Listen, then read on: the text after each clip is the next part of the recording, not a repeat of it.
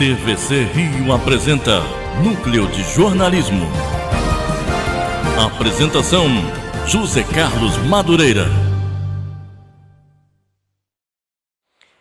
Núcleo TVC de Jornalismo, canal 6 da NET, está aqui mais uma vez com você para dialogar sobre os últimos acontecimentos, as últimas badaladas do sino da sucessão presidencial no Brasil, da crise política, da crise econômica, e com muita informação.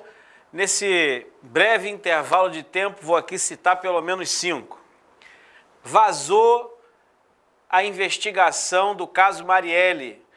Pega o vereador miliciano, o cúmplice miliciano e aquele que deu a ordem de dentro do presídio, organizou tudo para matar a Marielle. Vazou a informação. Muita gente não gostou, principalmente o secretário de Segurança das Forças de Intervenção ficou meio magoado, não gostou do vazamento de informação. Vazou o documento da CIA atestando que Geisel, que era colocado como um grande pacifista, partia do gabinete dele a ordem de execução de guerrilheiros que resistiram contra a ditadura. Neste meio caminho, Joaquim Barbosa desiste de ser candidato, recebendo alguns recados velados de Fernando Henrique Cardoso, de outros pré-candidatos a presidente da República, que disseram que é bom juiz, mas que para ser presidente da República tem que ter jogo de cintura. Ele entendeu o recado e desistiu de ser candidato. Novas pesquisas saem publicadas no jornal. Lula, sem abrir a boca, continua líder e isoladíssimo, como grande candidato mesmo de boca calada. E no estado do Rio de Janeiro sai aí a primeira pesquisa. Jogador de seleção, Romário é o primeiro, segundo Eduardo Paes do DEM, terceiro, lá embaixo, não muito lá embaixo, mas perto do Eduardo Paes, ex-governador Garotinho. Depois vão aparecendo outros candidatos que a gente vai dizendo aqui. Para o Senado, primeiro, o filho do Bolsonaro. Estamos bem no Rio. Segundo, na pesquisa, é o César Maia. E a terceira candidata para o Senado, Marta Rocha. São os três mais... Do PDT, né? Marta Rocha do PDT, os três mais bem indicados na pesquisa. Bom, além disso, no sistema judiciário, a confirmação do golpe. Mais uma vez, a Justiça nega a discussão da defesa de Lula. Mais uma vez, vota unanimemente contra Lula, demonstrando mais uma vez que o Judiciário está firme na sua postura de manter o golpe contra a democracia no nosso país. Bom, Moisés, estamos aqui cheio de informação, cheio de fatos novos para ter uma conversa animadíssima. Afinal de contas, onde a gente vai chegar? Primeiro, mais uma vez, é uma satisfação a gente estar debatendo aqui. Olha, eu acho, e eu estou confiante, sabe? Eu estou confiante. Essas notícias, nem todas são alvissareiras, como você disse. Do ponto de vista da ditadura, a gente já era um assunto que a gente bem desconfiava. Agora, com essas informações, que são informações mais oficiais, né? Porque lá nos Estados Unidos eles têm uma política, só depois de tantos anos divulgam os documentos. Eu acho que confirmam que a gente já tinha ideia, já tinha relatos de que eles realmente, como na Argentina, no Uruguai, em outros países, eles executaram vários guerrilheiros, que eu chamaria de militantes, combatentes em defesa da democracia, para a gente viver uma situação como nós estamos vivendo hoje. Vários perderam a vida e foram assassinados pela ditadura. Certo que de branda não tinha nada. Então, isso também desmascara, né, setores da mídia querendo demonstrar uma diferenciação, etc. Agora, eu tenho uma notícia nova aí, viu, Madureira? Porque a nossa TV, você está sabendo, nós estivemos durante 3 dias em Curitiba, acompanhando a mobilização popular, a mobilização progressista em defesa da democracia, da liberdade do presidente Lula e do direito dele de ser candidato. E realmente nós temos várias informações aí, nós fizemos muito material que vão começar a passar aqui na TV sobre, e eu acho que o aspecto principal que eu observei lá é a garra, a determinação daqueles militantes. Dormindo em situações super precárias, em acampamento, claro, um frio danado que eu tive que vestir um paletó e um pullover bem forte para aguentar lá. Quando eu cheguei em Curitiba, o cara do avião disse, 13 graus. Poxa, eu já fiquei meio desesperado. E o pessoal lá no acampamento de plástico, etc. e tal, numa luta vigorosa. Então, de manhã, 9 da manhã, bom dia, presidente Lula. 14 horas, boa tarde, presidente Lula. 19 horas, boa noite, presidente Lula. E o pessoal lá, já domingo que eu saí de lá, já era o 36º dia, 36. Hoje nós estamos na quarta-feira, 37, 38, 39 dias que o presidente Lula está encarcerado lá na Polícia Federal.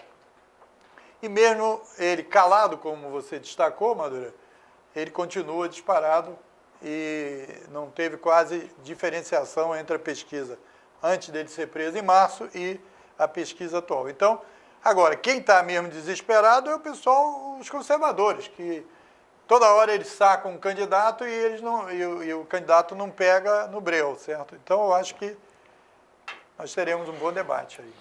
Eu observei nessas 2 últimas semanas, além de todos esses fatos que eu fiz uma síntese aqui, neste mesmo intervalo de tempo, um personagem começou a ocupar todos os canais de televisão, lançando um livro.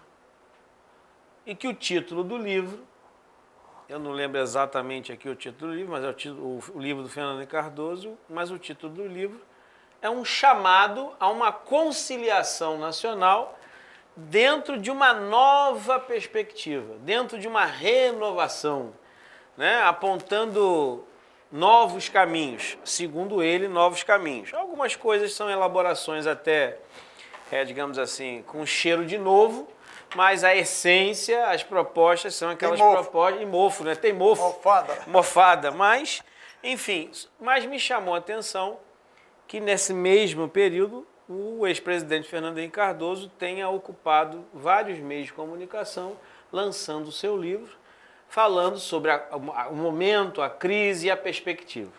Então isso me chamou a atenção. Fiquei com a pulguinha atrás da orelha, achando assim, acho que ele deve estar querendo ser candidato novamente.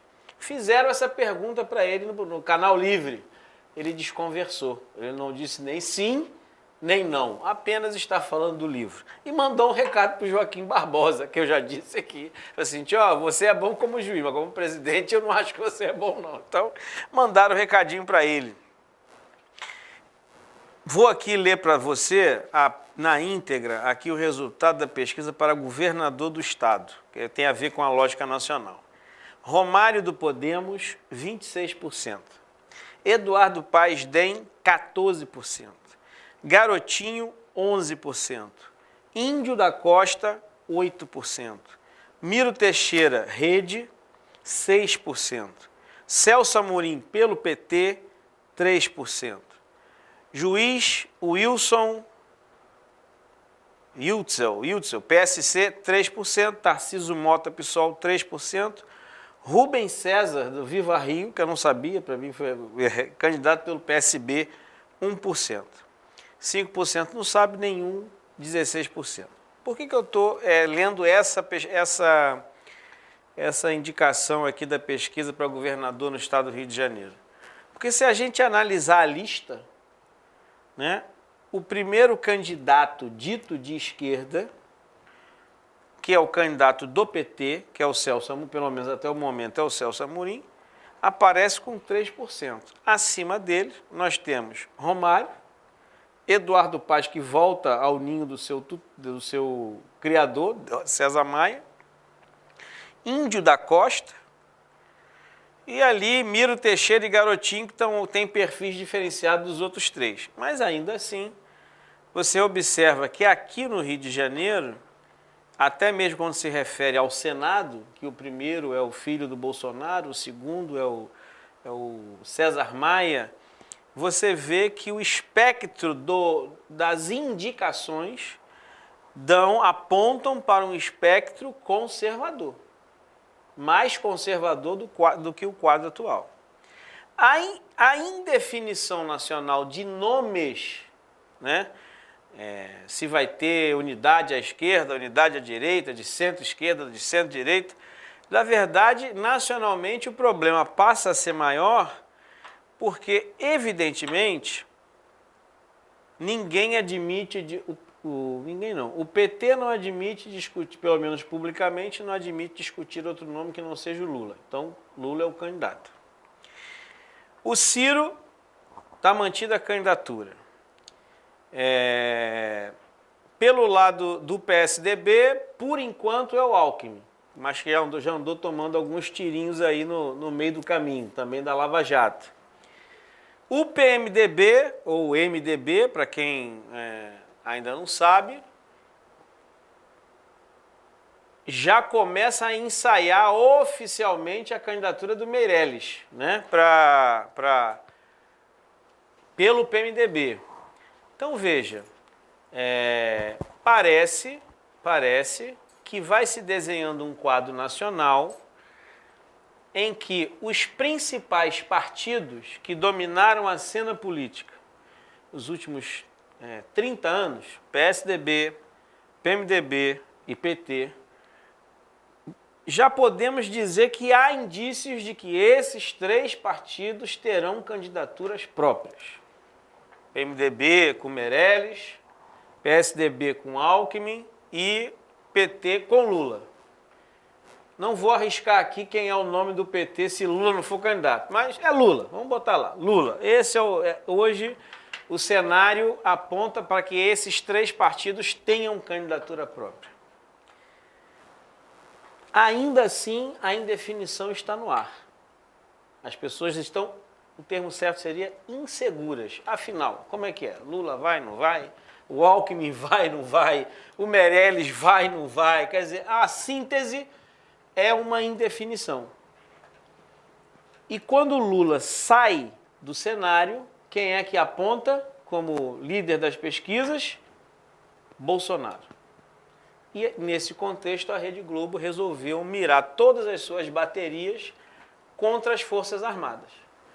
Aponta um conjunto de matérias, divulga o boletim da CIA sobre a participação do governo Geisel na execução dos guerrilheiros e a entrevista no programa do Bial, aonde o tema foi a guerrilha do Araguaia, mas não abordada pela ótica dos organizadores, que foi o PCdoB, e nem pela ótica do alto comando das Forças Armadas, mas sim por jovens soldados que foram recrutados para combater a guerrilha.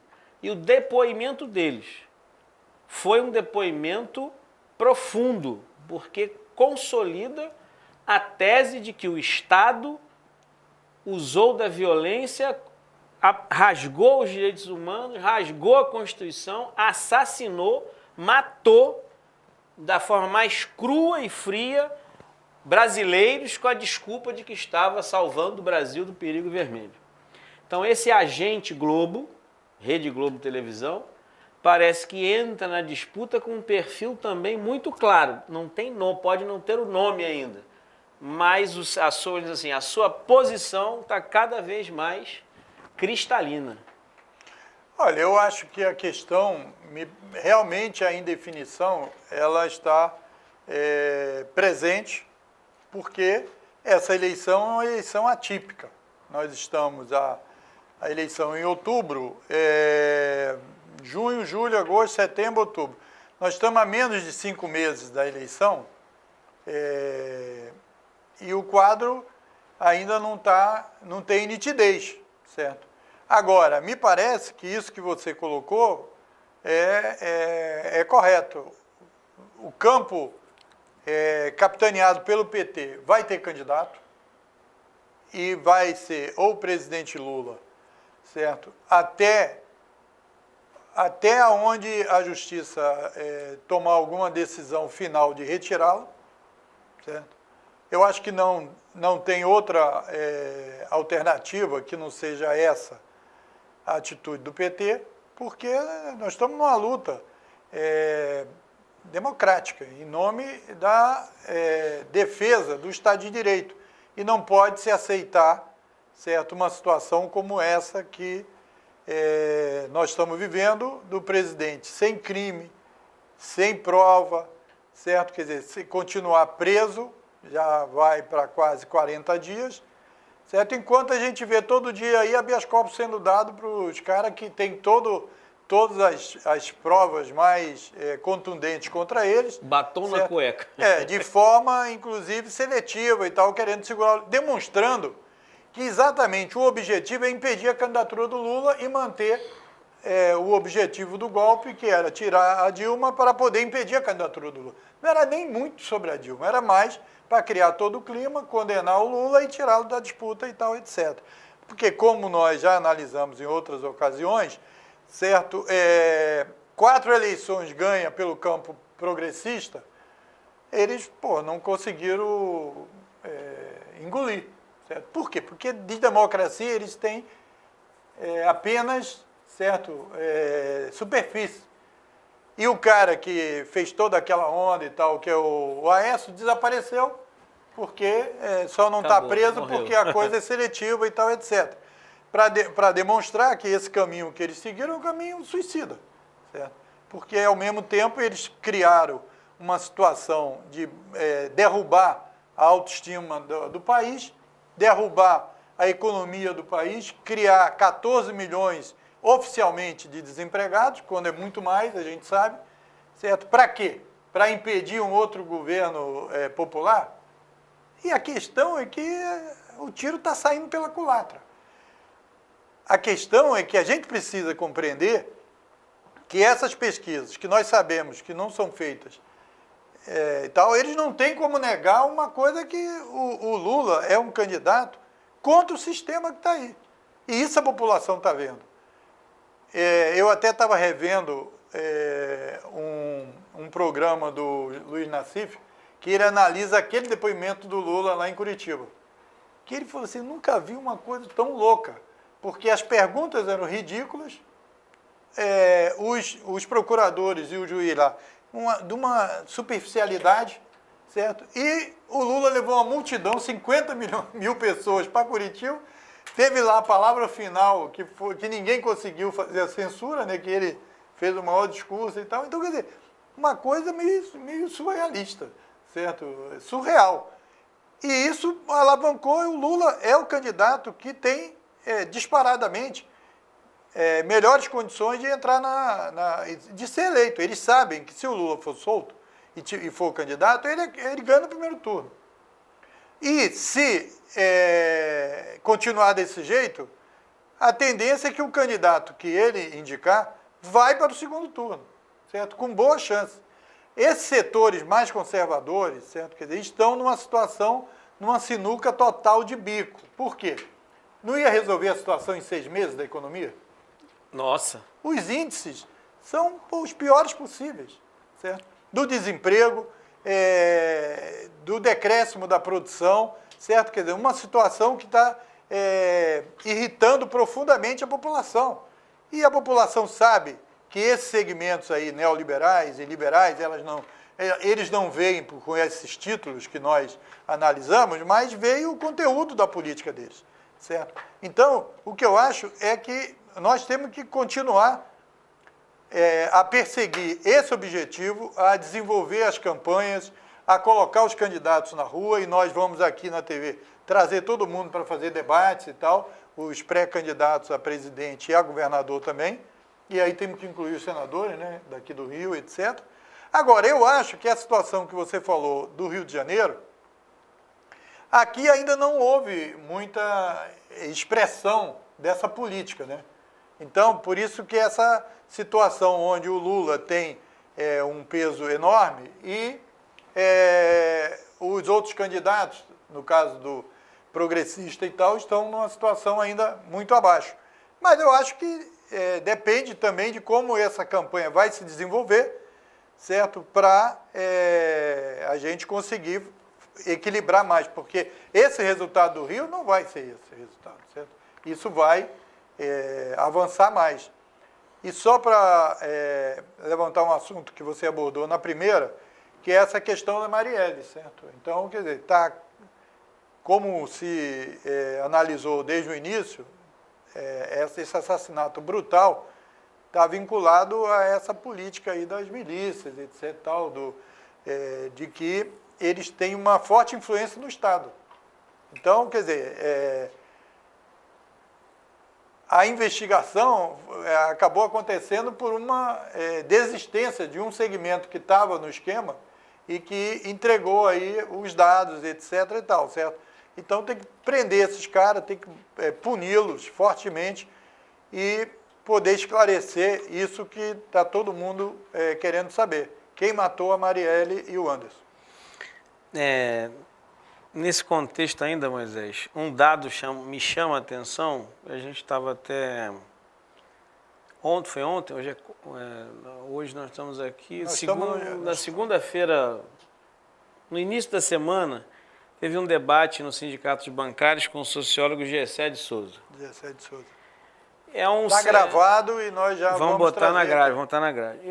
Ele faz uma análise, obviamente, sobre as razões, as motivações do golpe e tenta desenhar também uma realidade interna da política brasileira que criou as condições para o golpe. Mas ele faz entre várias outras afirmações, ele chama a atenção para a seguinte situação. Esta eleição já será a eleição onde o índice de brancos e nulos e abstenção será maior da história. Da história de toda a República com eleições livres, essa eleição já terá esta marca. Do outro lado... Ele chegou a falar em algum índice? Hoje já está batendo 30%. Deve ser... Que a última foi em torno de 26%. Ele aponta a possibilidade de ser acima de 30%. Essa é uma ponta, né? Seria um oposto, né? Uma outra ponta. A outra situação é que, tirando Lula do cenário, os candidatos que mais crescem e ficam quase no empate técnico é Bolsonaro e Alckmin, um com 20% e o outro com 22%, sem Lula no cenário. Com Lula no cenário, é Lula na frente, Bolsonaro atrás, Alckmin lá atrás brigando e Lula na frente. Mas sem Lula, cola Bolsonaro e Alckmin, ou seja, uma candidatura de extrema-direita e uma candidatura que quer apresentar um discurso de centro, né? Quer se mostrar uma candidatura mais equilibrada, aquela coisa toda. Mas qual é a questão? Liberal. Mas qual é a questão que eu quero levantar? Você tem um oposto enorme, que é o seguinte, é a rejeição.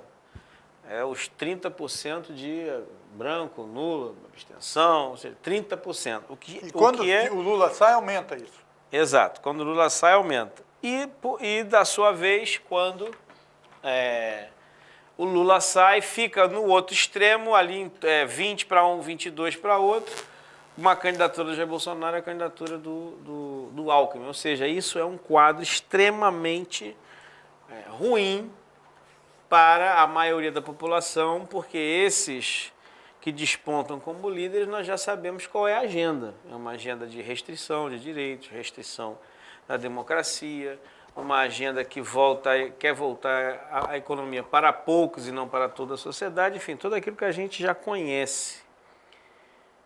Por que eu estou levantando essa bola?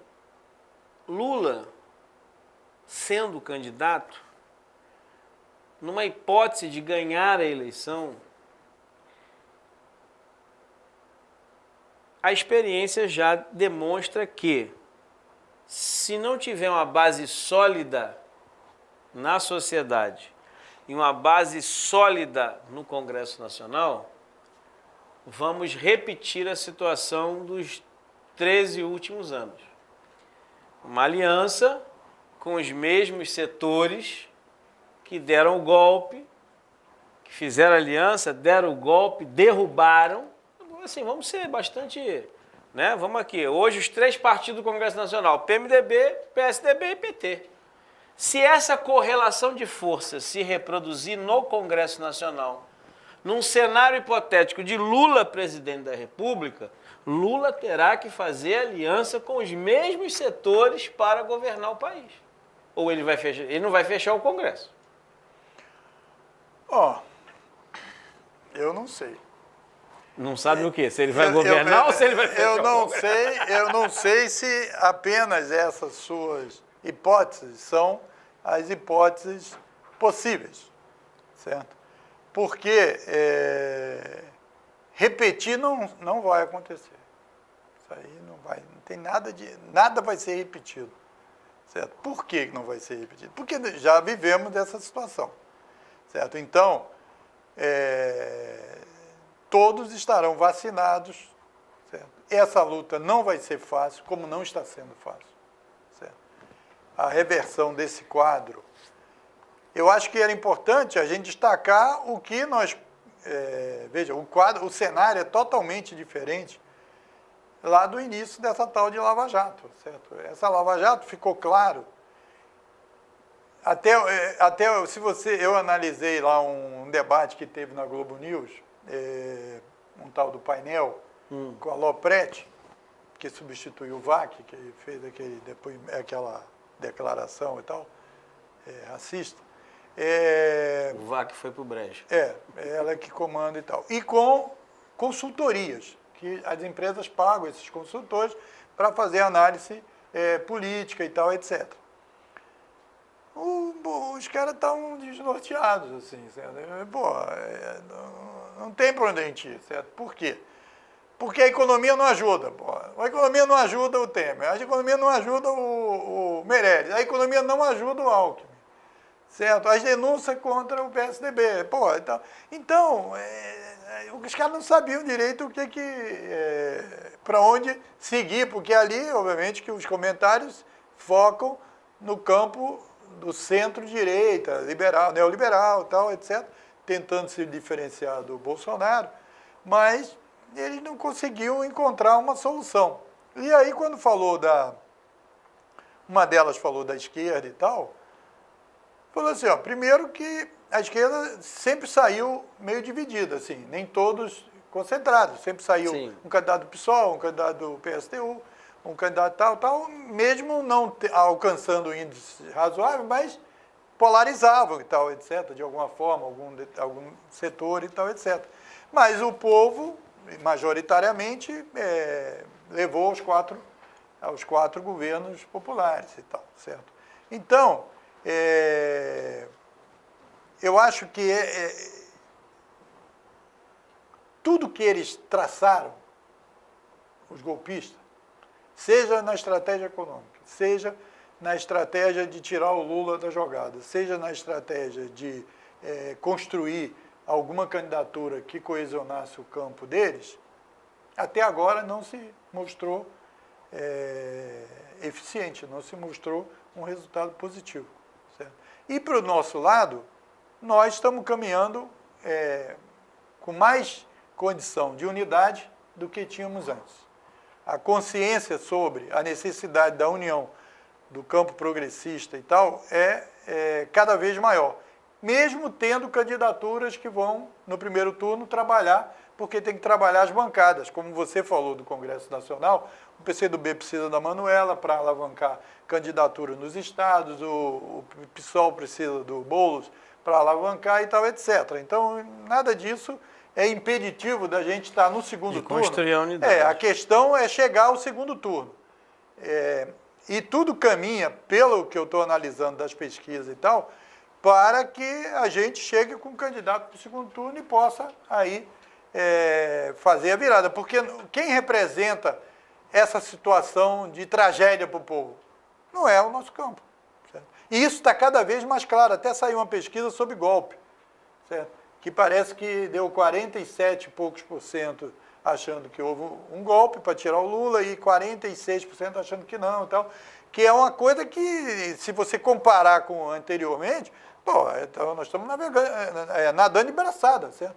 Porque antes o cenário era muito, sabe, a gente trabalhar com o cenário para frente depende de viver o momento atual.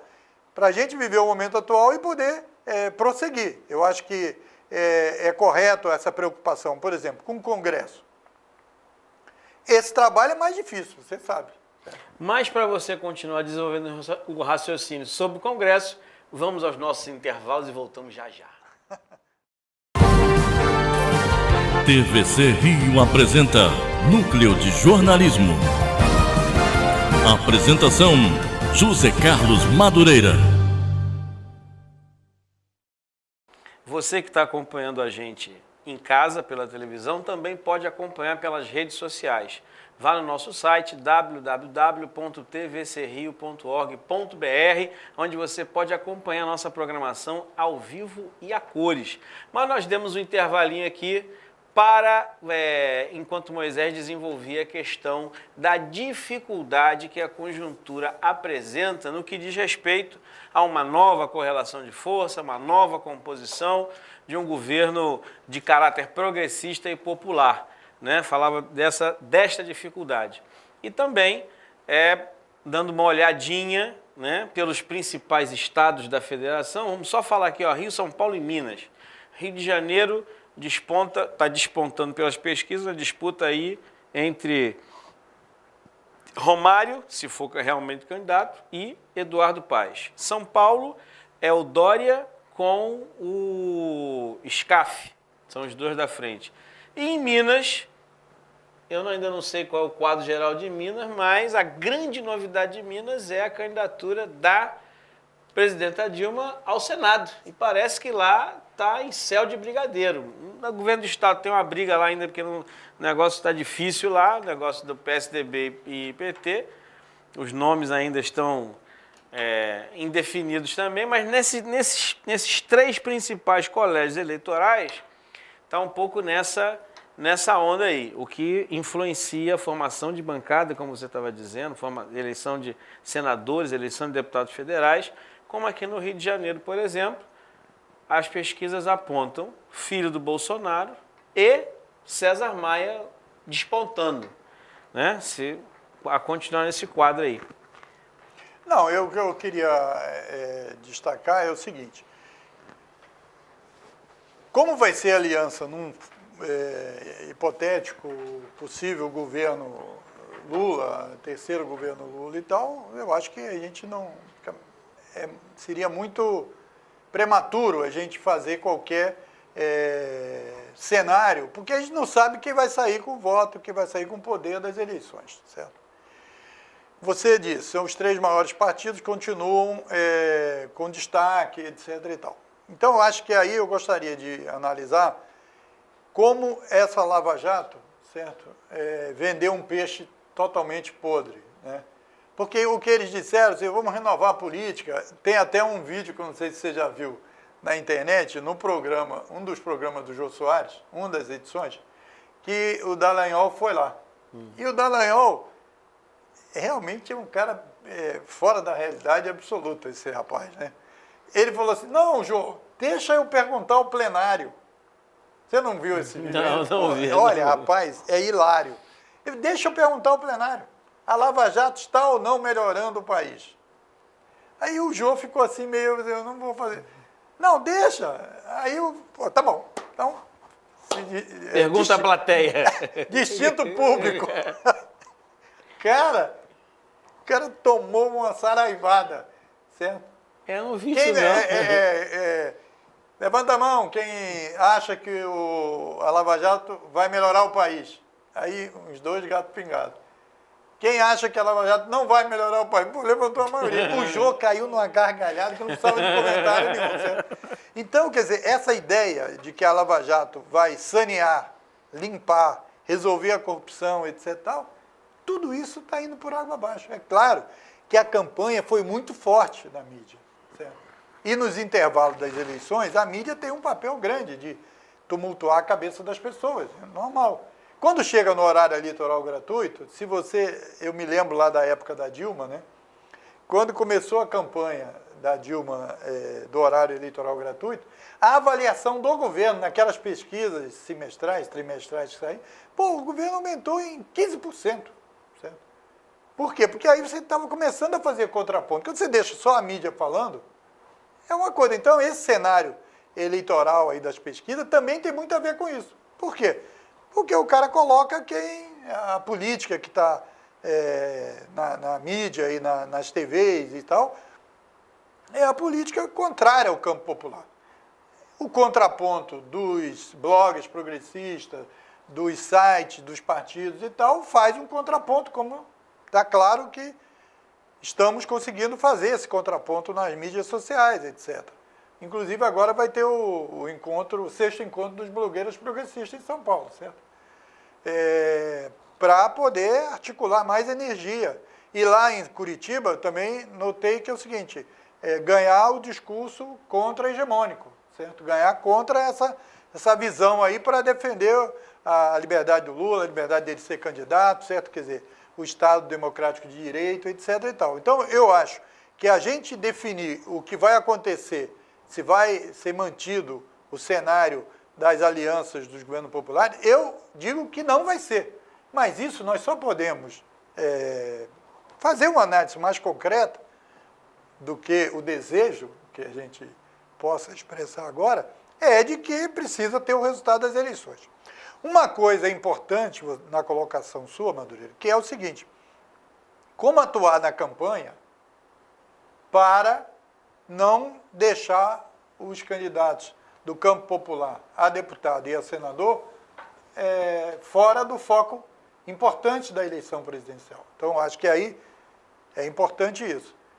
As candidaturas, os militantes, todos os partidos progressistas têm que se preocupar em alinhavar candidaturas viáveis para que a gente tenha uma composição lá no final das eleições que possa, nas eleições proporcionais, também ter uma quantidade de votos dentro do parlamento que facilite as alianças num futuro governo e tal. Alguma aliança, obviamente, tem que ser realizada.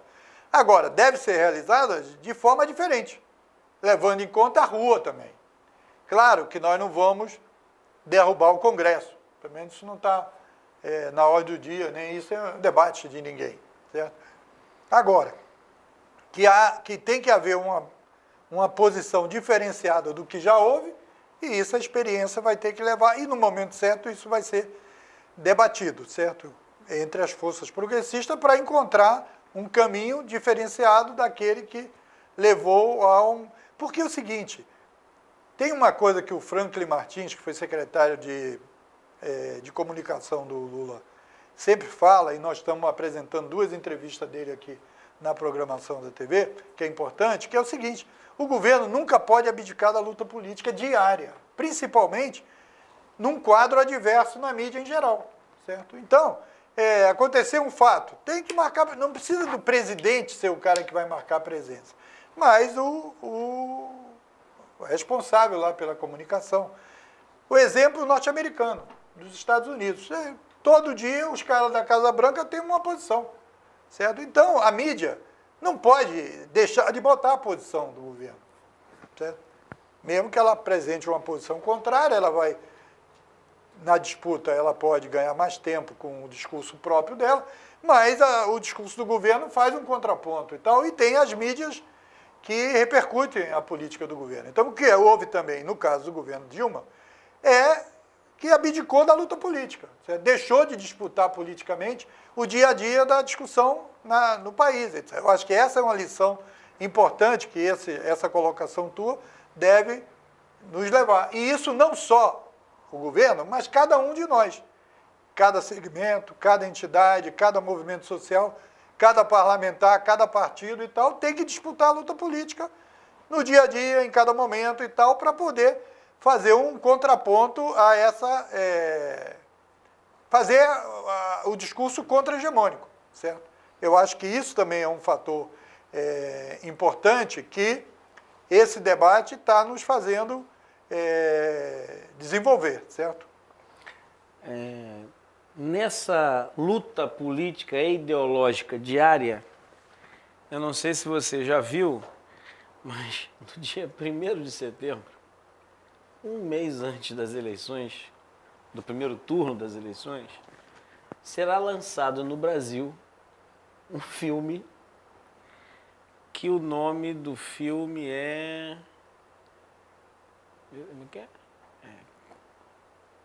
Contra Corruptos. É um filme que o enredo do filme é a mobilização de uma sociedade lutando contra os políticos corruptos. E que a marca do filme, né, aquele símbolo do filme, são aqueles, é a cara de um manifestante, não com a cara do V de Vingança, né, do filme, mas com com aquela máscara de gás, com capuz e diversas manifestações à la Black Bloc, nas ruas, lutando contra a corrupção. Este filme vai entrar no circuito nacional no dia 1º de setembro. Ou seja, o calendário eleitoral brasileiro ele é talvez o mais curto da história. As convenções vão até início de agosto, até 5 de agosto. 5 tem que apresentar o candidato. Se fizer de manhã e apresentar de tarde, pode. 5 de agosto é o último dia para as convenções partidárias. Aí você tem de 5 de agosto a 2 de outubro, 3 de outubro, que são as eleições. Só que a campanha, em tese, se encerra um pouco antes. Então você vai ter aí quase 2 meses de campanha. Então você vai ter agosto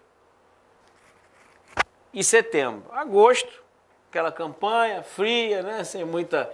E setembro entra em cadeia nacional em todos os cinemas do Brasil, não é só no Rio de Janeiro, não. Todos os cinemas do Brasil entram com este filme, que o eixo do filme é combate à corrupção. Coincidência? Não, acho que é coincidência, né? Quer dizer, eles fizeram o filme lá... Da Polícia Federal. Da Polícia Federal, eles fizeram a série lá no Netflix, certo? E saiu uma agora mais para o nosso campo, né? O Processo. Ah, sim, o Processo. O Processo parece que é mais no campo de cá, que dá... Eu vi uma entrevista da responsável e tal, da diretora, dizendo que era para dar voz aos que acham que foi um golpe e tal, etc. Então, tem um certo contraponto. Olha, nós vamos enfrentar... A campanha é duríssima, certo? Vamos enfrentar toda essa máquina. E vai ter mais coisas aí que a gente não sabe ainda, certo? Que eles vão vir e tal, para poder... Esse discurso da corrupção, ele começa a fazer água, certo? Pelo seu caráter udenista, porque é hipócrita, certo? A hipocrisia no posto de comando. Eles não querem combater corrupção, nada, porque esse governo que eles estão apoiando é o governo mais corrupto, porque tem uma quadrilha totalmente articulada lá, sentada no Palácio do Planalto, etc. Tal. Então, pô, isso é uma conversa fiada para boi dormir. Eu vi de novo na internet uma foto, porque o Moro, num dos programas, eu acho que foi o Canal Livre, ele disse que foi infeliz ao sair naquela foto onde estava o Aécio, ele sorrindo, um negócio meio, parece que estava confraternizado na intimidade e tal. E agora saiu ele com Dória, né? Então, pô, ele não fez autocrítica coisa nenhuma, certo? Aquilo lá foi um discursinho para tentar responder aquela outra foto e tal. Então, eu acho que isso, vão ter outros fatos. A questão é que o conjunto do cenário não contribui para esse pessoal, que eles não têm voto, eles não têm nenhuma contribuição favorável ao povo, certo? Quer dizer, eles são... a questão cosmética, né? É a superficialidade para enganar a população. E se as forças progressistas, os militantes, defensores do povo, etc., tal, usarem bem, como tem se desenvolvido cada vez mais, as maneiras de comunicação voltadas principalmente da internet, etc., nós vamos ir combatendo isso. Agora mesmo, a venda do triplex, né? Então faltavam 4 minutos para o gongo bater, um sujeito comprou o triplex, que eles dizem que era do Lula e tal, por 2.200.000. Aí foram ver que o cara tem um parentesco com Alckmin. Certo? E, ó, na hora seguinte do anúncio, já tem, eu acho que foi o DCM, o Diário do Centro do Mundo, já botou. Então é o seguinte, era como a Veja fazia. A Veja publicava no Veja.com da sexta à noite. Aí chegava sexta de madrugada, já tinha desmascarar aquilo lá e tal. Então isso é a luta de guerrilha, que nós temos que desenvolver a cada momento, certo? Para desmascarar os caras e tal. E no fundo, você vê, a presidente, você está dizendo que ela está meio disparada para o Senado. Está liderando para o Senado. Liderando para o Senado. Então, é uma pessoa que foi impeachmentada. Então, está cada vez mais claro que o impeachment tinha um objetivo político, certo? Foi conduzido por um criminoso que está na cadeia, que é o Eduardo Cunha, certo? E foi aquela malta. Aliás, desculpa te interromper, ninguém fala, né? Ninguém fala. Eduardo Cunha não existe, não respira, não tem opinião, desapareceu. Exatamente. Então, e a Dilma está lá para provavelmente ser eleita com uma eleição consagradora, etc. Então, a realidade conspira contra os caras. Então, eu acho que isso é o alento de que nós temos que prosseguir nesse caminho, trabalhar mais a unidade, ter uma preocupação de como é que escolhe os candidatos a deputado, senador, e vincule com a campanha majoritária para permitir que a gente eleve as bancadas no Congresso. E eles não falam, por exemplo, com todo esse negócio da janela e partidária e tal, o partido que tem mais deputado é o PT. Entendeu? Isso exatamente. Eles também deixaram. Porque se fosse o PSDB, eles iam dizer que é o PSDB e tal, etc. Então, houve uma debandada para outros partidos na tentativa de salvar. E outra coisa que... Sem te cortar de novo, o partido que mais cresceu... Foi o DEM. Não. Foi o PP, o partido mais denunciado na Lava Jato. E o DEM também cresceu muito. E a questão é o seguinte, outra falácia da Lava Jato é o seguinte, que essa eleição é a mais controlada pela direção de cada partido. E a Lava Jato queria passar uma ideia de que, contra os políticos, não sei o que e tal, porque não tem para onde correr. A gente que tem um mínimo de conhecimento, consciência política, é o seguinte, ou é a política, ou é a porrada, me perdoe usar esse termo. Porque é o seguinte, ou você vai para a luta, como se falou da guerrilha, etc. Alguém quer isso? Vamos botar os jovens militares para combater? Então, nós estamos na luta política, no voto. Quer também tirar o voto? Aí depois não reclama. Porque é o seguinte, nós não Tirou vamos... o gênio da garrafa. Nós não vamos aceitar alternativas que fujam da democracia. E na democracia tem que ter uma eleição cada vez mais que todo mundo tem o direito de falar. Porque também se quiser passar a perna, vão sofrer as consequências. Isso faz parte da luta de classe. E não tem para onde correr, certo? Então, eles diziam isso, agora essa campanha, quem define o din-din do fundo partidário é a direção do partido, que vai botar onde quer. Por isso que algumas candidaturas que eles achavam que iam representar esse sentimento antipolítica, não fez água. Porque são os partidos que controlam isso. Moisés, nosso programa hoje está chegando ao fim, agradeço a sua presença. Quero deixar uma pergunta para você que está em casa. Vou falar rapidinho aqui para o nosso amigo Moisés fazer sua despedida. Mas faça um exercício de reflexão na seguinte conjunção de fatores. Odebrecht é uma empresa brasileira, uma empreiteira brasileira, que cresceu mundialmente. A Odebrecht construiu um novo porto no Canal de Panamá, um novo canal do Atlântico para o Pacífico, construiu o Porto de Mariel, tinha vários investimentos em vários países da América do Sul e América Central. Moisés, qual foi a empresa, de que país foi a empresa que perdeu espaço para a Odebrecht? De que país? São as empreiteiras que perderam espaço no mercado nacional e internacional para a Odebrecht. Provavelmente dos Estados Unidos. Exatamente. e a investigação contra o Odebrecht começa por uma denúncia da empreiteira norte-americana no Tribunal Jurídico dos Estados Unidos. Lá começa o golpe. Aí começa, exatamente. Mas para finalizar, você me deu a palavra mesmo. 30 segundos. Eu queria agradecer, quer dizer, a participação aqui, Madureira, pelo convite que você me fez. E eu queria deixar aí também nesse assunto, por exemplo, a Coreia do Sul, a LG e a Samsung são as maiores empresas da Coreia do Sul. Os dois presidentes foram presos, mas as empresas continuam em primeiro lugar e tal. A Odebrecht tinha 130 mil trabalhadores e hoje tem 30 mil. Então, uma coisa é você pegar o CPF, o dirigente, prender, se é que cometeu crime, etc. Outra coisa é você destruir a estrutura, porque isso você está destruindo o emprego e o país. Exatamente. Você que fica em casa, lembre-se pela televisão, canal 6 da NET, TVC Rio, e pelas redes sociais, www.tvcrio.org.br. Forte abraço e até a próxima. TVC Rio apresenta Núcleo de Jornalismo.